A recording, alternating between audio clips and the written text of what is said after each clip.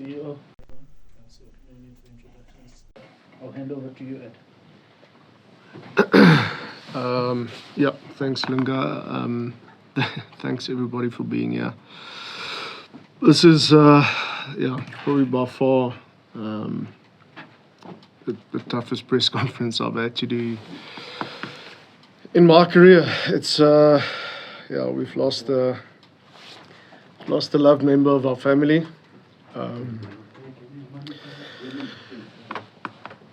listening to your stories while you're sitting here, I mean, I think Cornal will always be remembered for a guy that had a hell of a lot of energy, always up for a joke. He was for very long. He was the heart and soul of this team. I mean, he basically trademarked the backs chant that is still going today. I mean, I got a little emotional when the team actually did it again today before training, because it brings back so many memories.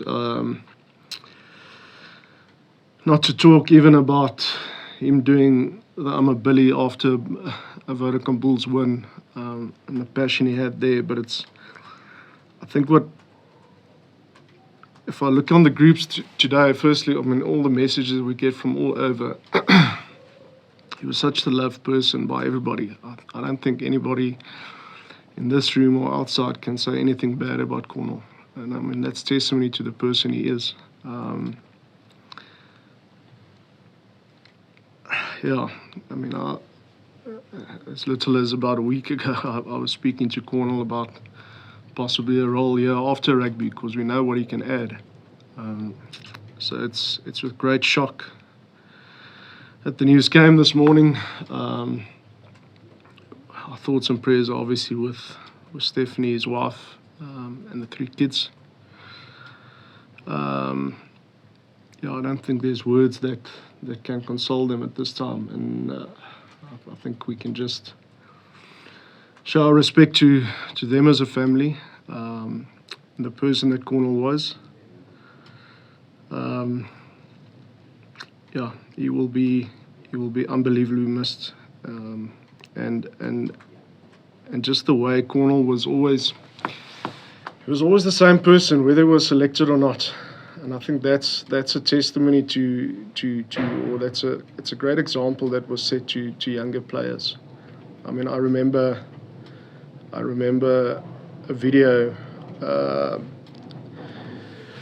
It was sent on the group the morning of the match against the Stormers last year, which was a sold-out match. And he was in his yard, and he threw himself with water, and he was without a shirt, and he did the I'm a Billy with the most passion you can ever see. I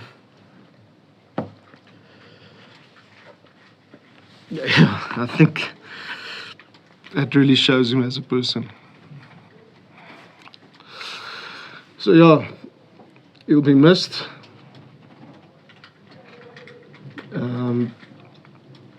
But he won't be forgotten. Gladly take any questions, please.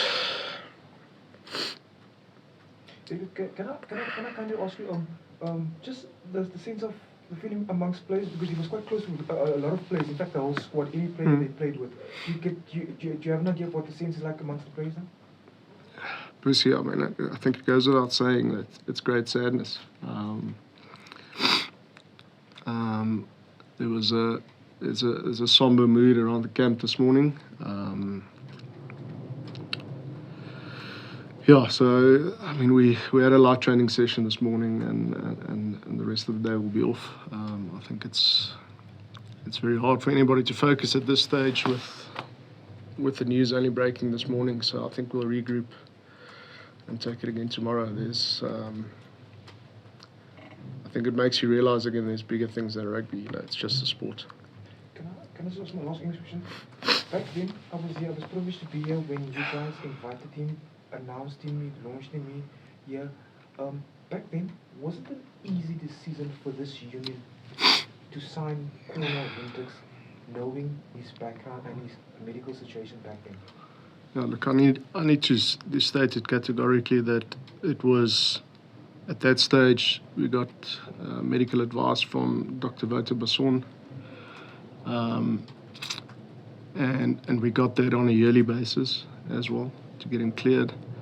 And the reality always was that rugby won't make it worse, but there will always be an issue with his heart, and whether he plays rugby, whether he doesn't play rugby, it could have an impact in the long term. Edgar, saying that, I mean, with the Cornal, we all knew was happy to accept the risks that came with that as well. And I don't think it, as far as I know, it didn't feature ever in the team environment as an issue. No, not at all, not at all. And look, these things can obviously, there's no perfect time for it to happen, but as close as the Bulls was to Cornal's heart, that close Boland was to his heart. And for him to be there to get them back into Currie Cup, it was probably a good thing. I know it's early days, but have you guys thought of any sort of tribute on Saturday in the game? Yeah, Brendan, I mean, it's, as you know, it goes through a process, but there'll definitely be something on Saturday. Because obviously, I mean, I knew Cornal quite well. After you stop playing professional rugby, you obviously all go in your own bubble, your own way. I mean, isn't this a good opportunity for rugby teams and clubs to start reuniting all of the ex-players to get behind all of the franchises? Because South African rugby, in certain extents, obviously are struggling. But, I mean, using a guy like Cornal, I mean, every time I go on social media, you see all of the tributes that's been given to him. Isn't this a time for former players, coaches, to start reuniting and start getting behind our professional teams? Because a guy like Cornal is testament to how he loved rugby, now he loved the professional teams. Doesn't matter if he played for the Bulls or back at Boland. So yeah, I don't know if that's something that can be. Look, 100%. Again, as I say, I think Cornal embodied the spirit of what rugby should be, and I think we must never forget that. Whether that's with internal fighting, politics, whatever it might be, rugby is a game to be enjoyed by all, and to provide entertainment on a weekend for everybody. And I think Cornal always showed that on the field. I mean, he had some great performances, not just for us, for the Springboks, Blitzboks, Boland, Cheetahs, but always with a smile on his face, you know. But at the end of the day, it's a privilege to play the sport. It's a privilege to be involved in it, so that must never be forgotten. I think 2021 was a special year. If I recall, he was named Currie Cup Player of the Year. He was man of the match in the Currie Cup final that year, yeah, against the Sharks. And he also shared the Player of the Year award with Marco, if I've got correctly. Yeah, I don't have. Your memory might be better than mine, Percy. But it probably shows the type of player he was on the field. Sorry, Edgar, I thought about this and I'm thinking, if I've been insensitive by making the statement, he had a heart of steel on the field also. And he had a heart of gold off it. So, yeah, look, I think if there was a Team Man of the Year award every year, he would have won it every year. It was, yeah. Edgar, ek wil jy het nou in jou toespraak hier was sy hart en die siel van die span gewees. Ek onthou hy daai jaar oor die Bulle Leinster in Dublin gaan wen het ons al die week met hom gepraat het. En wat hy toe gesê het, nee, maar hy en die ander manne het hulle tasse vir 2 weke gepak. Hulle kom nie terug Pretoria toe en hulle gaan af Kaap toe ook nog. Hoe belangrik was dit in daai stadium? Jy weet, jy het nie aangekom met die bridge, hy was net aangestel gewees. Om my ou soos Cornal in die kleedkamer te hê wat. Ek meen, weer eens, is ongelooflik die rol wat senior spelers in 'n span speel. Ek dink dis ek om ons probeer daai balans hou tussen ouer ouens en jonger ouens, want daai voorbeeld wat gestel word deur die ouer ouens en die manne wat nog steeds hier is, byvoorbeeld in 'n saamkaar van positief bly deur alles. As jy gekies word, nie gekies word, jy bly dieselfde persoon. Ek dink dit is waardevolle lesse vir jou wyeer span. En ek dink iemand het dit beter vir persoonlik as Cornal. Edgar, his family, is there any way that we can maybe contribute to, something for them to make sure that they're taken care of, and are they being taken care of as well? Yeah, look, so we in the discussions with the family as well as with our shareholders as to how we can support. So as soon as we've got clarity on how we can support and what we can do going forward, that will be shared to the media, and we can take it from there. Thank you for that. On the same breath, he also had a foundation. Guys, maybe to get involved somewhere there as well. 100%. I mean, he probably left us in September last year, and him and Devon still run soup kitchens in Pretoria. So that again, it just shows the heart of the guy. So I think, that's the reality of it. It's his family, but he was caring for a lot of other people. That's not his blood family, but that he was looking after. Ek vra om te help van 'n Afrikaans span.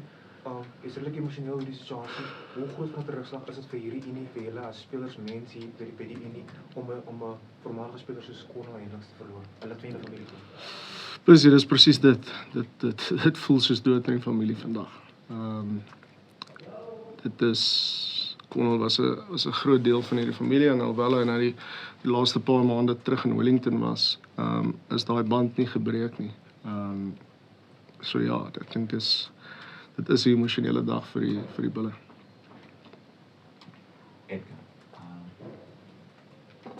you guys are obviously quite cut up right here, right now.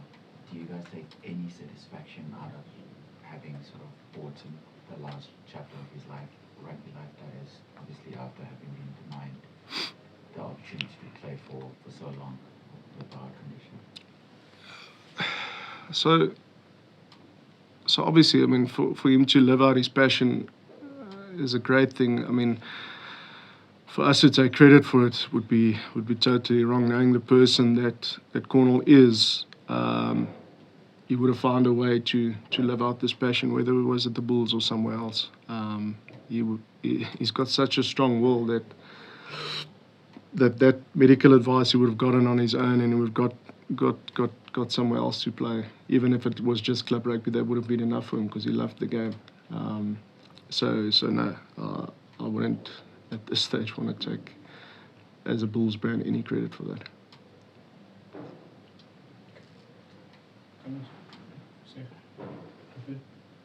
Okay, cool.